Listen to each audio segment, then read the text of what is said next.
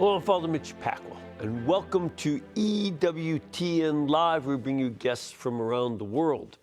And our guest tonight is a very good friend of the network and a good friend of mine. You may have seen her on various shows like Catholic View for Women, or she also appears on our March for Life coverage over the years.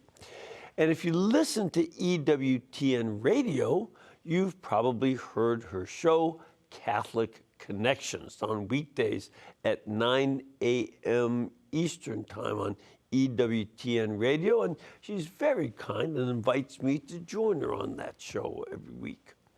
She comes to us through Detroit, but her roots are in Italy, and she has taken her experience of going on many trips and pilgrimages to her Italian homeland and putting them into a book designed to help you make the most of a trip to Italy, to see the sacred places, cherished saints and their shrines, fantastic sights, especially useful during this Jubilee Year of Hope.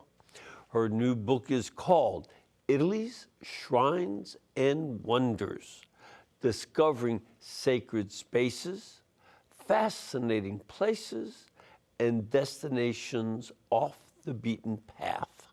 Please welcome our guest, Teresa Tomeo.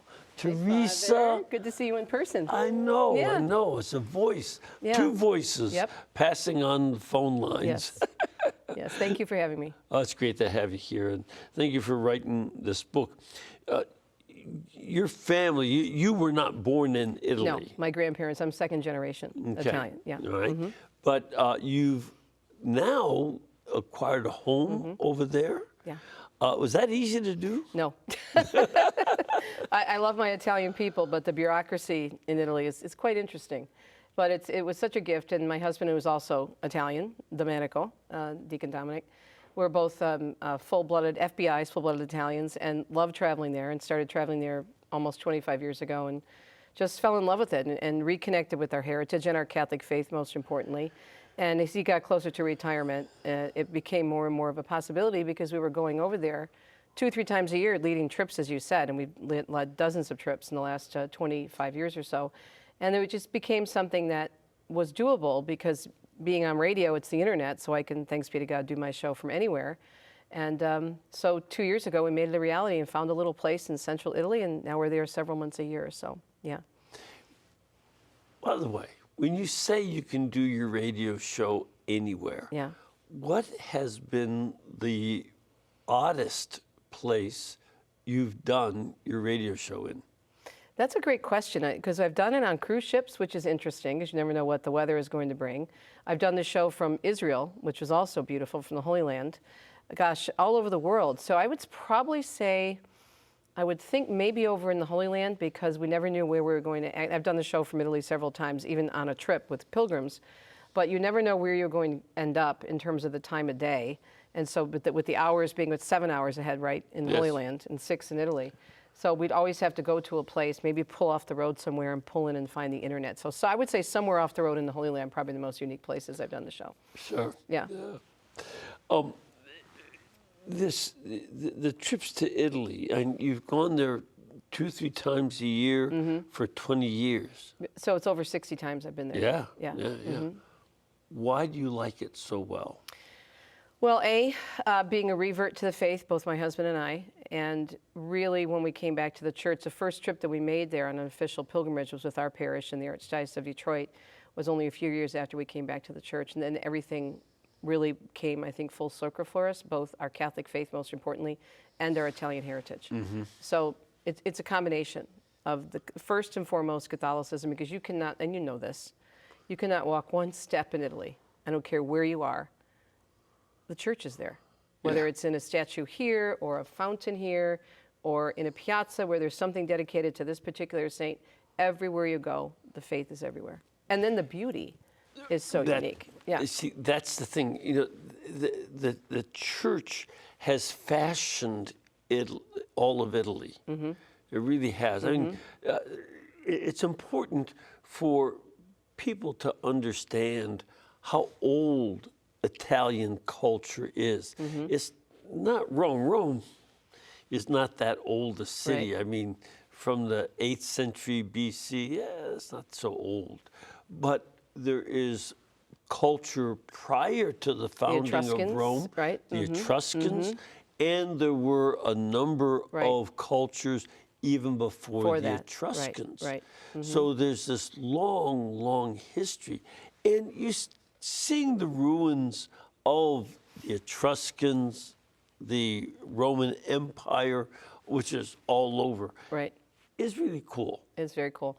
And I think it's so, I think, humbling, because we in our modern age, in the 21st century, think that we're all that in a bag of chips or maybe a bag of cannolis, I don't know, whatever your food preference is.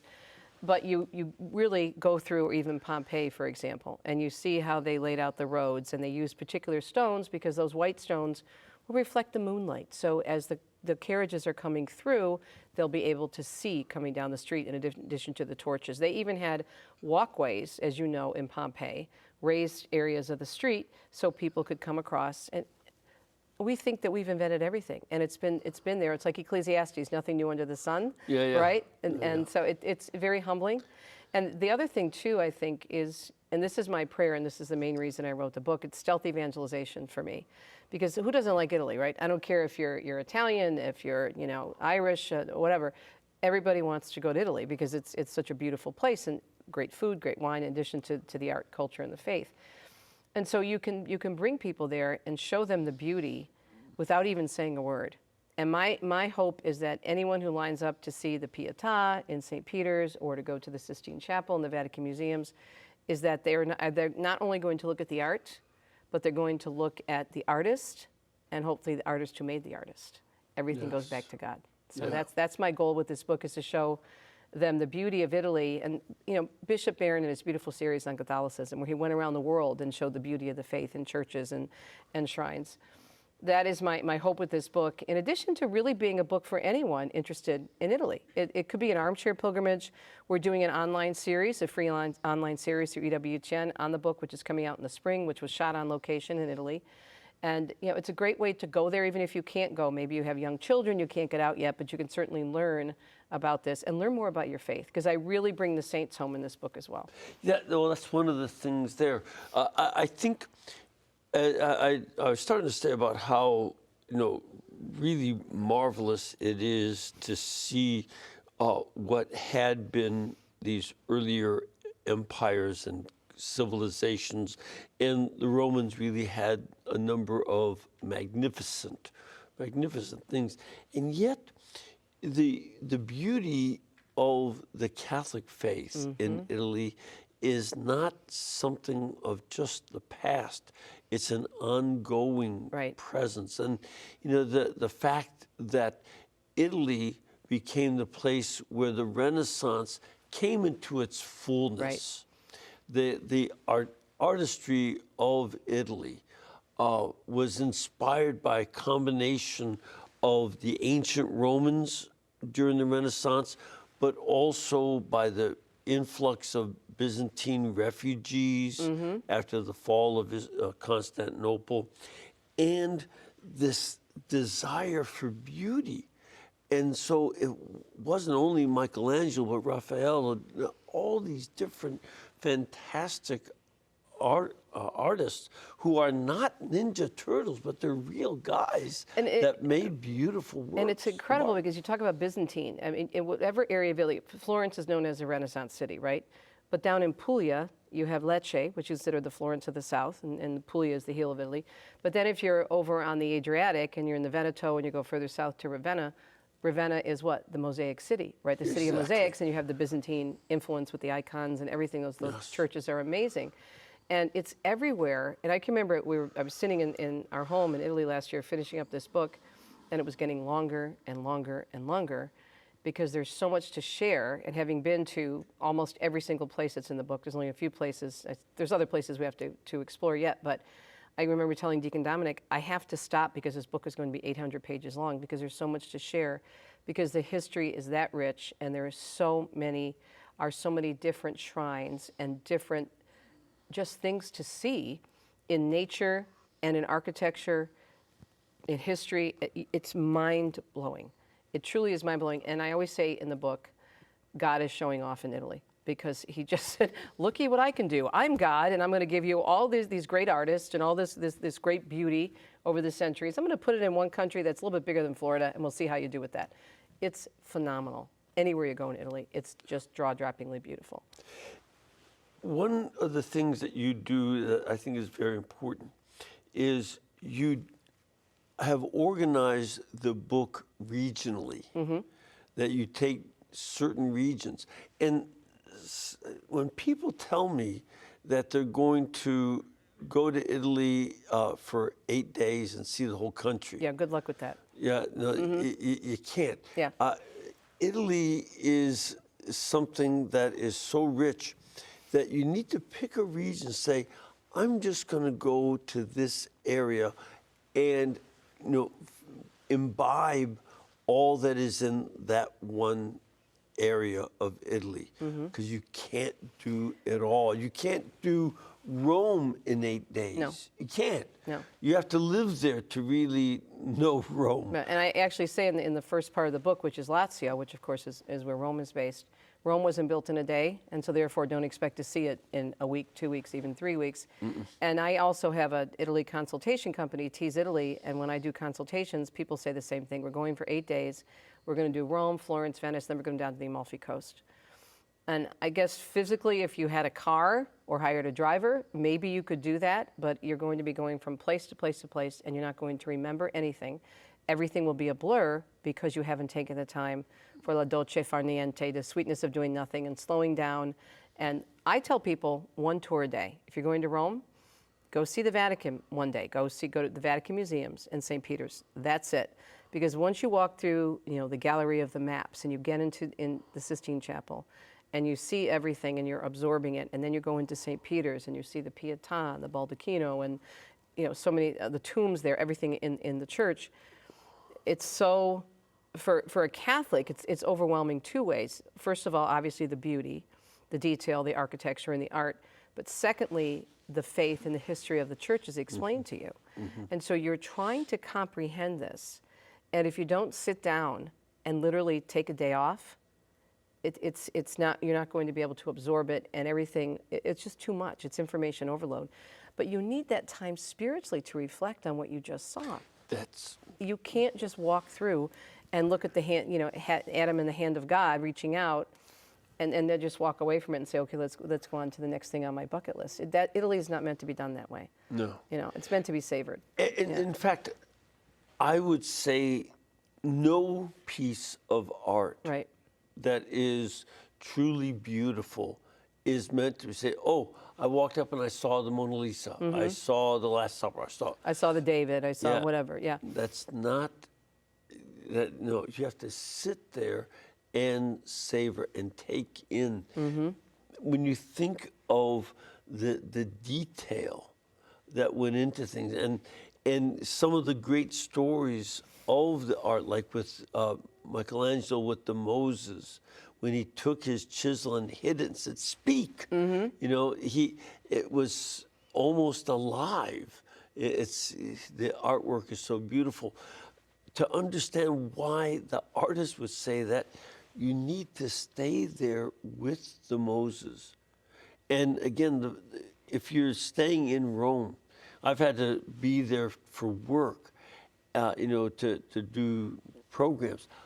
I'll go back to St. Peter's again and again. And there's something you see the second time, the third time, the fourth time that you didn't see before. Exactly. Right? Yeah. Exactly. Yeah. And this is something that I think to have a sense that you also want to learn about some of the individuals, not just see another church. Sometimes you'll see exaggerations of tourism. Well, I saw 5 churches today and things like that. Do you know who those saints were? And to consider the way they changed their society, what they did. And it takes time to read about it. Now, you have some of that material here to help us understand these saints and meditate on who they are and seek their intercession as well. Yep. And I think, too, when you get to know the regions and the saints, you understand how they were formed, how they were formed and how they became with a certain way of prayer. For example, if you go to Norcia, the birthplace of St. Benedict and St. Scholastica, right? And then he goes down to Rome, and he thinks Rome is too busy and too noisy, so then he goes further south to Lazio, to the area of Monte Cassino, right? And then his sister follows him, and there's that beautiful story of the night she dies and that whole story about the storm. But where they grew up or where they were born in Norcia is a beautiful area. It was affected by the earthquake a few years ago, but it's such a beautiful area of Umbria, east of Assisi. And so you get the sense of, okay, they were born in this incredibly gorgeous place, and he was always surrounded by silence, right? And he had this opportunity to pray a particular way and come up with his rule. He goes down to Rome, goes down to Monte Cassino, but you learn about them when you understand the areas and why maybe they have a certain way of life, a prayer life.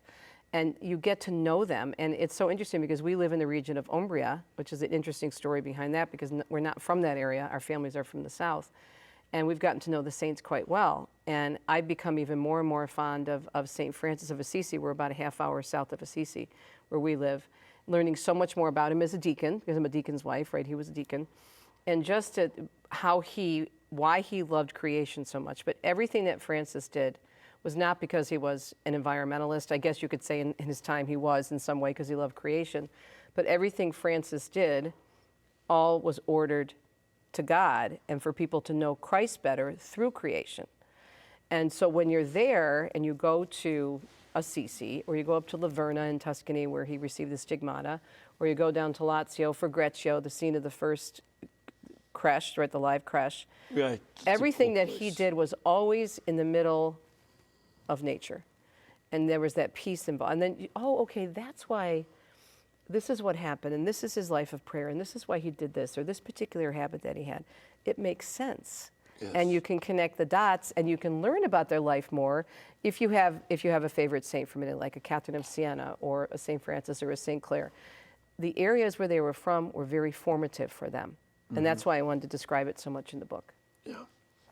And this sense of knowing the place and knowing more about the saints isn't just about learning Italy. When you, for instance, you mentioned Saint Benedict, the history of Europe would not be the same without him, right? Right?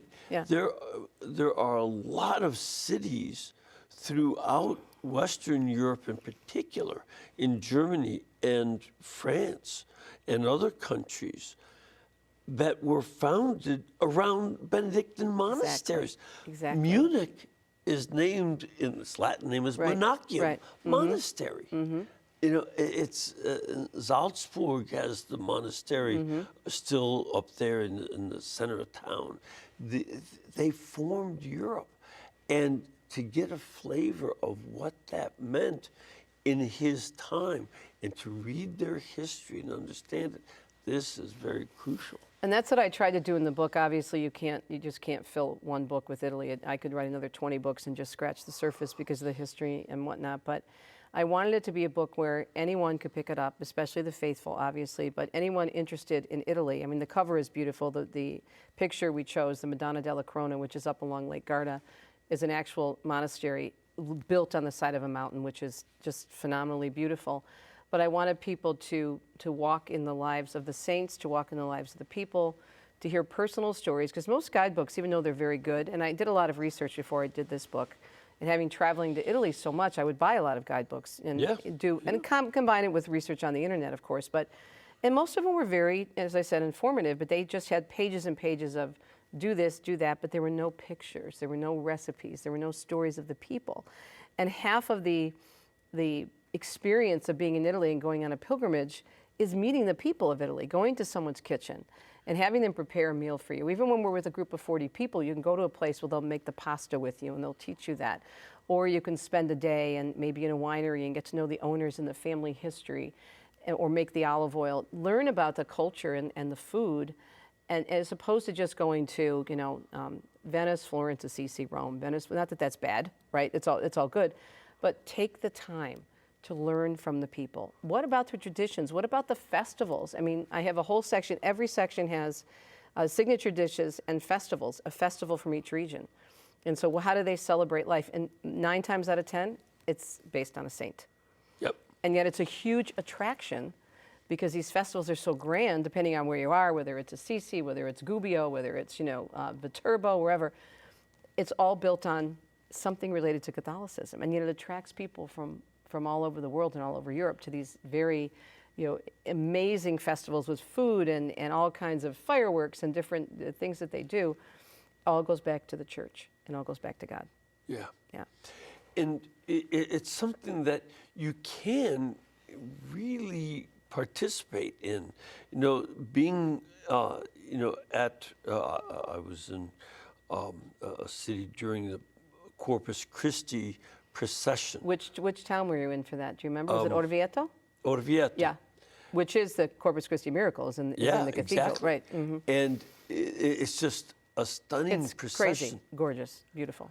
Yeah, and you become part of it, and by just being there with the procession, observing the costuming Right. and all that, but also enjoying the prayer as the procession And the of the monstrance, Blessed they Sacrament often bring them goes up. right Yep, by. mhm, yep, mhm. This is absolutely stunning kind of experience, and you are praying your way. Now, this is one of the things that was a very important theme for me leading so many pilgrimages to the Holy Land. I always wanted our pilgrims to be pilgrims and not tourists. Right. That a tourist goes there, takes pictures, stands with a selfie, and then moves on. A pilgrim has a destination, and there's something they're seeking at that place spiritually.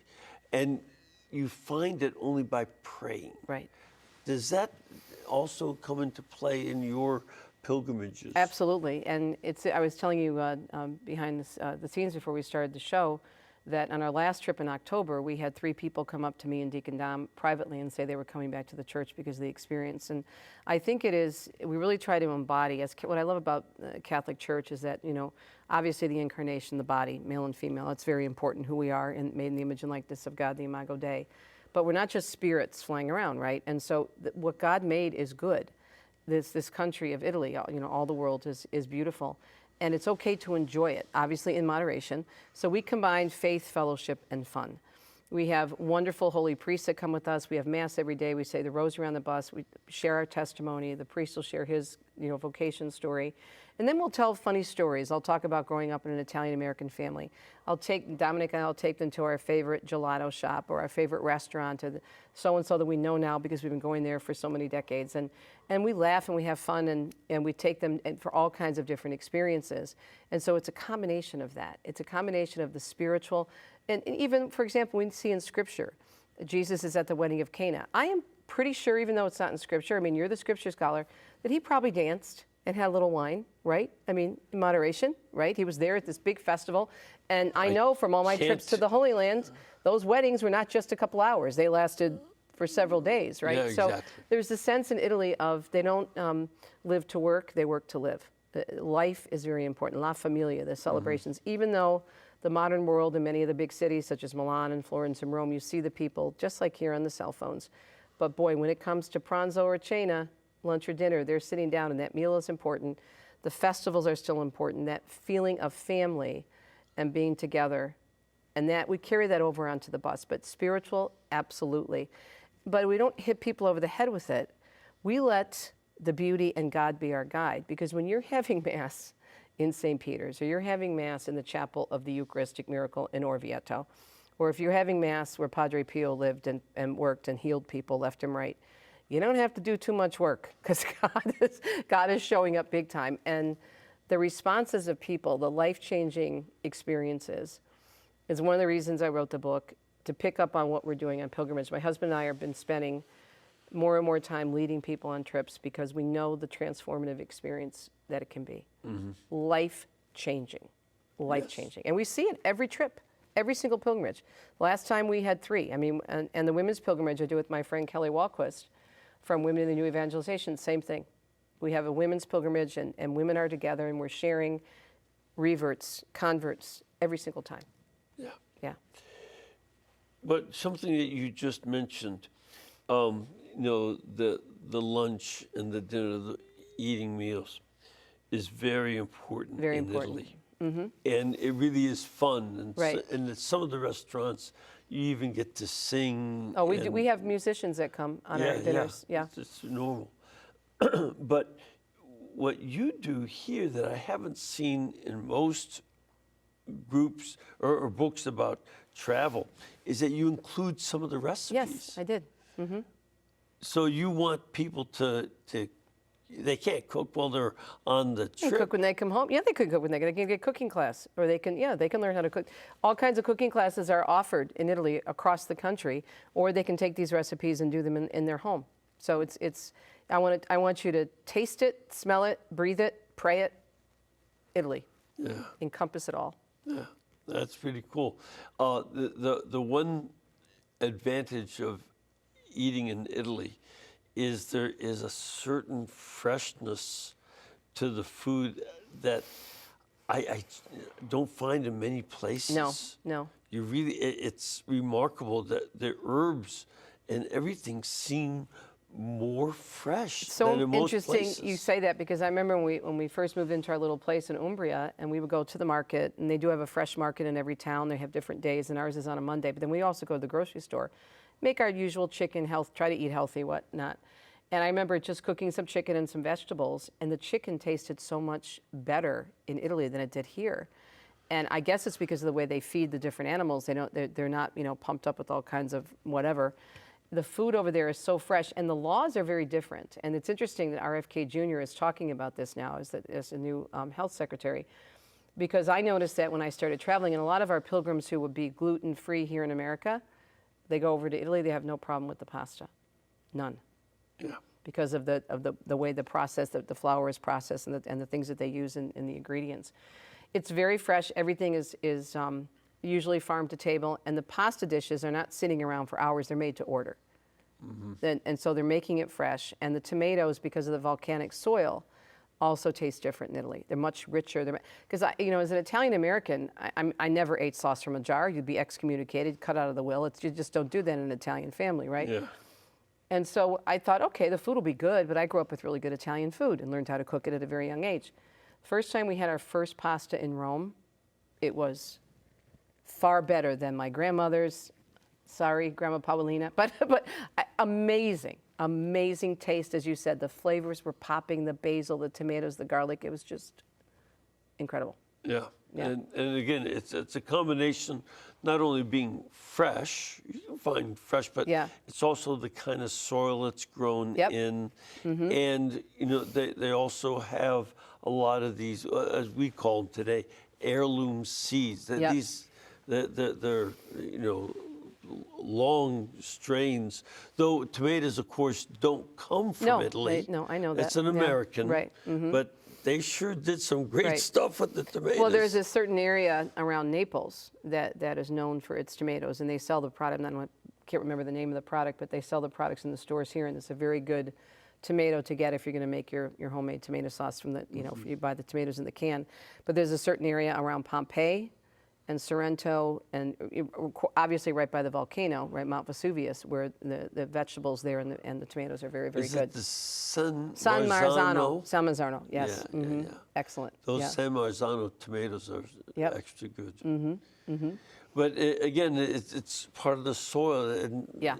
different parts And of the world the have fresh different soil. ingredients, the fresh rosemary, the fresh basil, the olive oil is made locally. It's very, very good food. But it's kind of cool that you included, the recipes in here as well. Because people want to take, when you go to Italy, you do want to take it home because the experience is so wonderful. You want to have you want to relive that. And so these recipes are very easy. It's not going to take you hours. And as a matter of fact, in my where I went in the Sicily section. I have I call it holy cannoli recipe. Came from my grandma, my father's mother. Even though we're not Sicilian, we're from there. His family is from Calabria, so very close to Sicily. So in southern Italy, the cannolis are very popular. And I used to make, along with my grandmother, my aunts, the cannoli shells. Mamma mia, that's a pain. It takes a really long time. If you have the time, great, but you don't need to. You can go to a good market and get good cannoli shells. It's important, how do you fill the cannoli? How do you make the ricotta mixture? And so I have fun with that and say, look, you don't have to slave hours. You can still make a good meal and impress people. And the first recipe in the book is from the region we now live in, Umbria, the tagliare, or the cut. And it's your Italian version of what we'd call a charcuterie board. But when you're in Umbria, as you know, being a hunter and a lover of meat, the meats in Umbria, especially the boar, and of course the salami and the other types of processed meats, especially in Norcia, which is known for its meats. Exactly. So the cutting board is going to be very different. Each region is going to have its different meats. And so I show them how to put together a typical board, from our region, Umbria, which is known for its meats. And then we can go to, for example, I tell them how to make, Joan Lewis has her limoncello recipe in the book, yes, right, oh, which nice. is famous. Yes. So that would be from the Amalfi Coast, limoncello. So I really try, and there she is, beautiful Joan, her picture.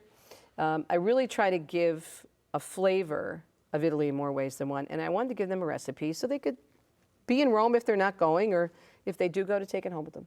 Yeah. We have to take a little break. Okay. You know, this works in the media, but we will be back. Want to get some of your questions and your comments, so please stay with us.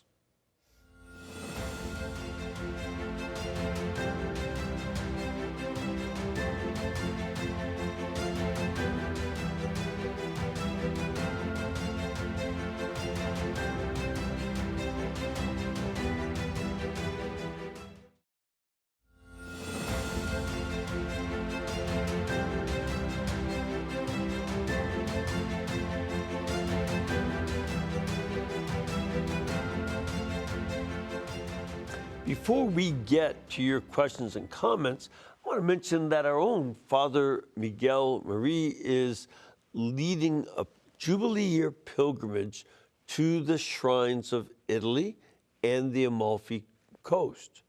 So Father Miguel will be with them. The dates are September 21st to October 3rd, and they will include Assisi, San Giovanni Rotondo, Naples, and Rome, and a couple other places.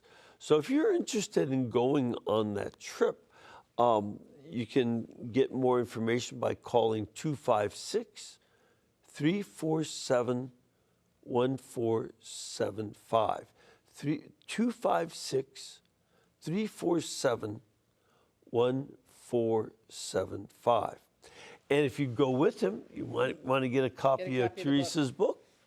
Again, her book is called Italy's Shrines and Wonders, Discovering Sacred Spaces, Fascinating Places, and Destinations Off the Beaten Path. It's by Teresa Tomeo. It's item number 84259. 84259. And you can get it at ewtnrc.com, our religious catalog, ewtnrc.com. You ready for some questions? Sure. Let's start off with Mike in the Commonwealth of Pennsylvania. My husband's home state. Is that right? Mm-hmm. There you go. Mike, what you got for us today? Yes, good evening, Ms. Tomeo and Father Mitch. Hey, how do you explain in a convincing way the miracle of the Holy House of Loretto, where in about 1291, angels transported the cell of the Blessed Mother to Loretto, Italy, to an atheist, a nominal Christian, or a believing Catholic in today's 21st century?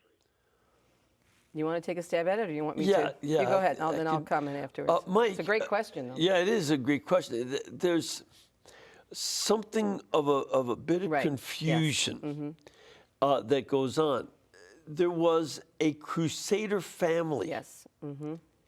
And these Crusaders were in the Holy Land, and their last name was Angelo. Angeli. Mm-hmm. Their last name meant angels. and these angels brought it over, and this is not something that people were hiding. No. Nobody was trying to make up a story, but when it said that the family of angels, La Familia de Angeli, brought this whole home over, it's not that an angel flew it over, it was this family of crusaders that brought it in. And it's interesting, I haven't looked carefully at the studies of this, but I was told that the limestone. Yes, that's what I was going to say. Yeah. Yeah, the limestone of the house of Loretto comes from Nazareth. There is a trace metal in limestone, strontium. And strontium in limestone acts like fingerprints in a human being. Each one is unique, a unique amount of strontium. And for instance, the limestone dust that was found embedded in the fibers of the Shroud of Turin I was just going to say that. is from Right, the exactly. tomb of Yeah. Jesus. It's exactly from that tomb. Yeah. So that's 100%. In fact, an archaeologist who was an atheist not only discovered that, but she was converted to Catholicism and ended up becoming a nun. Right. So that's also the case with the House of Loretto. It's the traces of strontium show that it is from Nazareth, and it was brought over by the Angeli family. Right. I don't know if you're still there, but I hope that. Are you there? Yeah, I'm here. Can you hear me? Yes, I go hear ahead. you. So does that clarify it for you? Yeah, that sounds like something to be very plausible to today's audience. Well, it's It's not a matter of being plausible. Yeah. It's what happened. Yeah, Yeah. that- I mean, I don't think it makes it any less important from a faith perspective. Right. And I think for someone who's an atheist and agnostic, or even in the 21st century, there's an old saying, according to our faith, to those who believe, no proof is necessary. To those who don't believe, no proof is enough. And I think it has to be a matter of faith at some point. And to me, it's miraculous, given the time period, that they made the effort to do that and were able to do it. Yeah. And there's so many healings connected with Loretto. Or what about the other miracles? What about the Eucharistic miracle of Lanciano, or the Eucharistic miracle in Siena, or the Eucharistic miracle in Cascia? You know, those are the places too that people, you bring them there, and it's like, Jesus, come and see. You can't force someone to believe. Right. You have to say, look, these are the facts, and as you so eloquently explained it. Now, think about that. Someone who had so much of a love of the faith, and the Blessed Mother, when so concerned about preserving this piece of Christianity, wanted to keep it safe, and so made the effort to bring it all the way over and keep it here in Italy for the faithful. That, to me, is an incredible miracle of faith, that it still stands there today as a place that we could go, which actually, and I know you know this, is one of the most popular pilgrimage sites in all of Europe, even in Italy. Next to St. Peter's, next to Rome, is the House of Loretto. Yeah. So it's a cool place, but the records of the Angeli family, being right. that's all. But also the way stories are known handed story. down Yeah, over yeah. generations, and sometimes, fabricated, a little bit of this, a little bit of that, so. But Get that all clear. We have another caller, Thomas in Kingsport, Tennessee. Thomas, what you got for us? How you doing, Father? Fine, thank you, sir. Well, I have a comment for you and Miss Tomeo. My wife was born and raised in Puglia. oh, love She Puglia. was, yes, she is.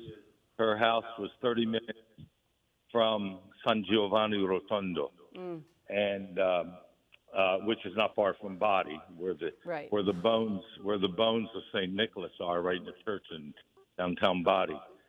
But I was just going to mention, and Teresa just mentioned this, that one of my favorite places to go is off the beaten path in Lanciano, Italy, where the 8th century Basilian monk had a challenge with transubstantiation, and the Eucharist turned into heart muscle, and the wine, of course, turned into blood. Yeah, so you might want to expand on that. Well, I explain that in the book, and I have many of the Eucharistic miracles in the book, and to me, that is one of the most amazing experiences, because you can go literally right up to it, and you can see it. And I can remember pilgrims, and we had, this is about 10 years ago on one of our trips, we had several doctors, including a heart surgeon, on our trip, and they could not get over what they were seeing. And then you go downstairs in that church, and there's a display that was actually put together. It's not the actual one, but it's some of the work that was collected by Carlo Acutis. Remember all the work he did for collecting on Eucharistic miracles. And there's a whole little mini museum downstairs in that church, and they explain everything and how they took it for testing to some of the most well-educated medical experts on blood and heart muscle, and these cardiologists. They didn't know what they were looking at, okay? They knew they were looking at what they thought was just heart muscle. They had no idea where it came from, and how they tested it, and what they found, that it was actually alive, basically, if I had the best way to explain it. So it's really incredible in terms of, when you're in this area, you just pull off the road and you go into this church and you think about this amazing Eucharistic miracle, or, of course, the corporal in Orvieto. So, but Puglia is another area. You talk about body and St. Nicholas, but Puglia is a very faithful area of Italy. And of course, you have the influence of Padre Pio there, who was originally from Campania, was not born in Puglia, but worked there the rest of his life. That's an amazing region. I love Puglia. It's one of my favorite places to visit. Fabulous. Yeah. And the reason that St. Nicholas is in Bari was similar to the issue of bringing the House of Loretto to Italy. It was a way to avoid it being destroyed. There's a strong element of iconoclasm in Islam, the Holy Land being under Muslim rule since the 630s AD. And that iconoclasm even applies to Muslim places. Back in the 1700s, the tomb of Muhammad was destroyed because they didn't want any tombs with anybody's bones being visited. A certain sect of Muslims did that. And concern that such would happen to different saints led the Italians to bring them to Italy, not always with permission, but they did do that. Ask questions later? Yes. Shoot first, ask questions later, like that old saying? Yeah. Yes. So, but that's how St. Nicholas got to Bari, Italy. Had been in Mira and then St. Mark was brought from Alexandria to Venice. St. Andrew, who's in Amalfi, right? Yep. So all these different things. Yep. We have another call. I have Steve from Oregon on. Steve, what can we do for you? Yes, I got a question.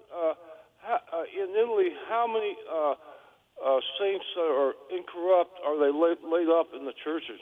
They have incorrupted. Their bodies are incorrupt.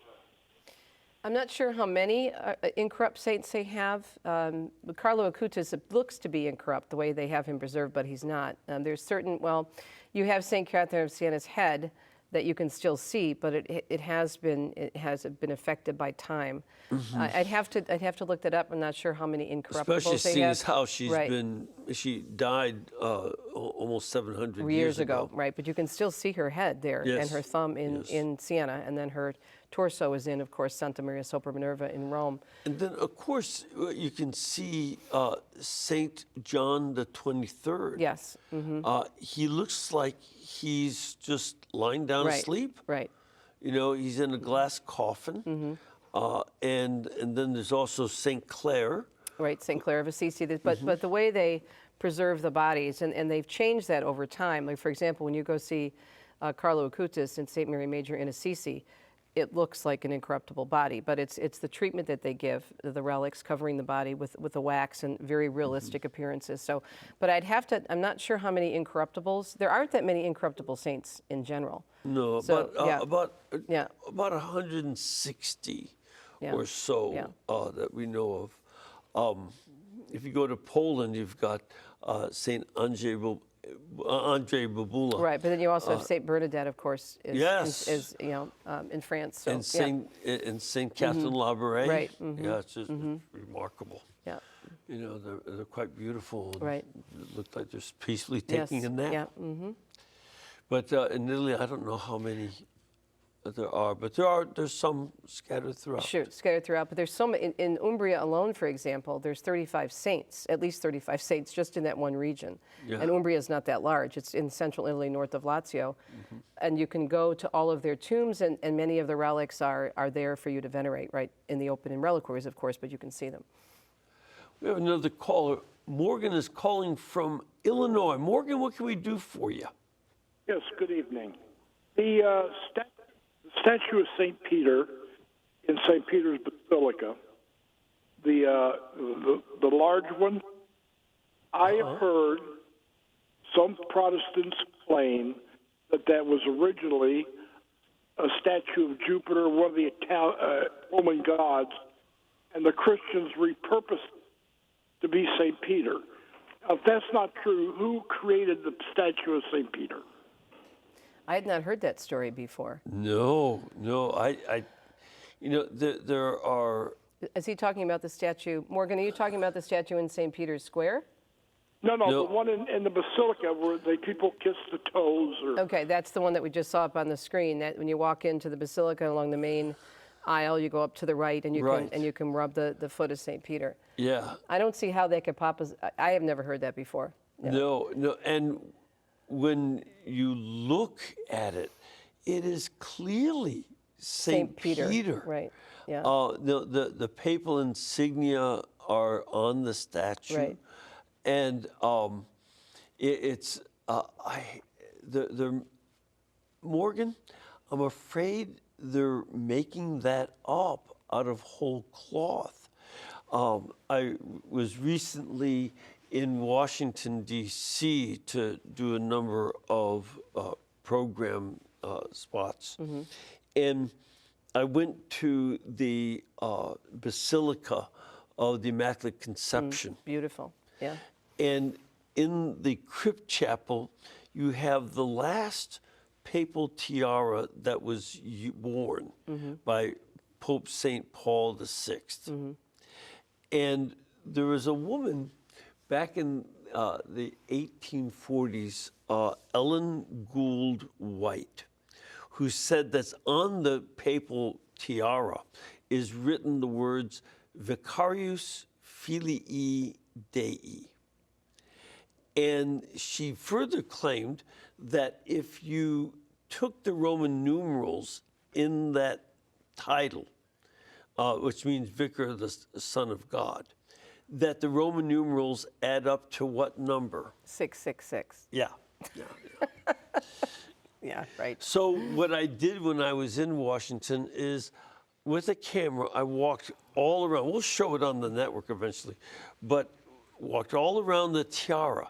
You know what was written on the tiara? Nothing. There's nothing written on it. She made that up. And besides, the Pope's title is Vicarius Vicar Christi. of Christ, right. Vicar of Christ. It's not Vicarius Filii Dei. See, that's why it's important to You have go to- to Italy exactly. and to have a good, solid guide, to have a Yeah. Catholic guide. That's the other thing that we do, and I know that you do when you do pilgrimages, and anyone through Ewtn or any of our affiliates, if we're organizing a pilgrimage, we're doing it with solid Catholic guides. Yep. Because you could get someone who is not a faithful person and just treats it as another building. But if you have someone who knows their faith and the history, such as, for example, my favorite guide in all of Rome is Dr. Liz Lev. I think she's amazing.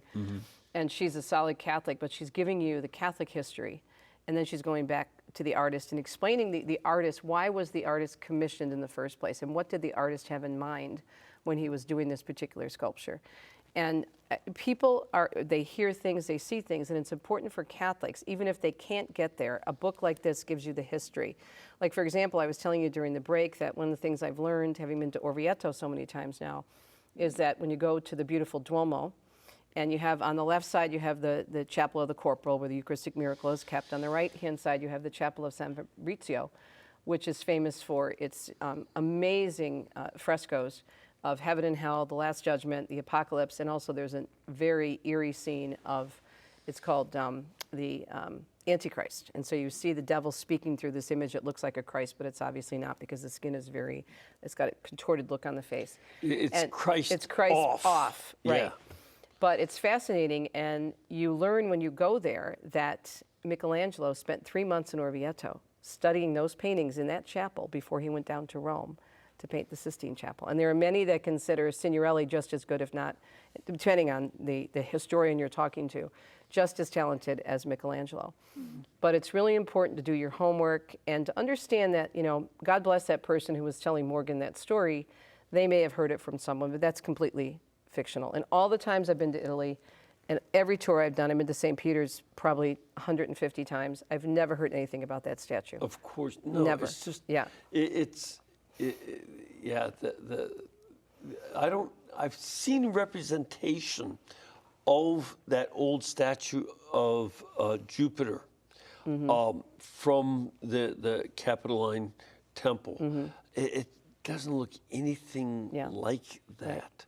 And by the way, I also, when I went and did that little spot, I mentioned that if you take the Roman numerals of the name Ellen Gould White, they do add up to 666.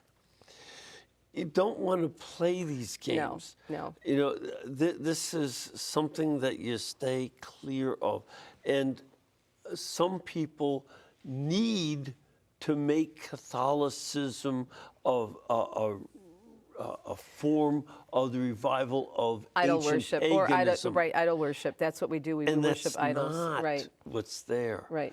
It's rather devotion to Peter, the rock the other of thing the church. Too, that and I think and again, God bless Morgan's friend, whomever that was, but when you have what you have in the faith, in the way the churches were designed, is people didn't have a Bible. They couldn't go to the local Catholic bookstore and buy a Bible because most of the people, were illiterate. And even after the printing press, it wasn't something that I could pick it up and buy it. It wasn't available readily to the average person. So when they went to church, those who were designing these amazing basilicas, they were giving their catechesis by the structures. Yeah. When you walk up to the Duomo of Orvieto, and you see on the one side the Old Testament and the other side the New Testament, but there's a very significant difference between the people who are living their lives according to God because they're in heaven, and then the bottom you see hell. You also see the life of Christ, you see the life of Mary, and this is just on the facade before you even walk in.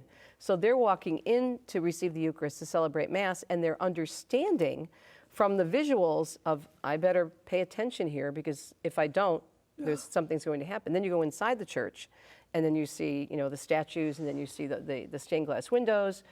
And so everything is explained in visuals because they didn't have the printed word available to them. No, they didn't have printing. So right. A copy of the Bible used to cost $200,000 in our money. Again, I want to remind people your book is called Italy's Shrines and Wonders, Discovering Sacred Spaces, Fascinating Places, and Destinations Off the Beaten Path by Teresa Tomeo. It is item number 84259 over at ewtnrc.com. And to find out when Teresa's going on these trips, go to teresatomeo.com. And Teresa is just T-E, not T-H. That's right, so after Teresa Vavala. Yes, so teresatomeo.com. What does this trip usually cost? It depends, and usually it's several $1,000s a person, but everything's included, so that's what really is great. Yeah. Okay. And then also we have a trip for women coming up in the fall in October that's still open. Our couples trip is sold out, but we do have a wonderful pilgrimage for women in the fall. Yeah. Well, thank you for being with us. Yep. And may the Lord bless all of you and keep you, the Father, the Son, and the Holy Spirit. Amen. And we can bring you Teresa not only with this show and her other shows, but all the other programs we have, only because this network is brought to you by you. So please remember to keep us in between your gas bill, your electric bill, and your cable bill. If you do that, we'll be able to pay all of our bills too. This is how our Lord inspired Mother Angelica to found and keep this network going. And we still love the way our Lord uses you so we can evangelize the world. God bless you all, and thank you. Thank you, Father.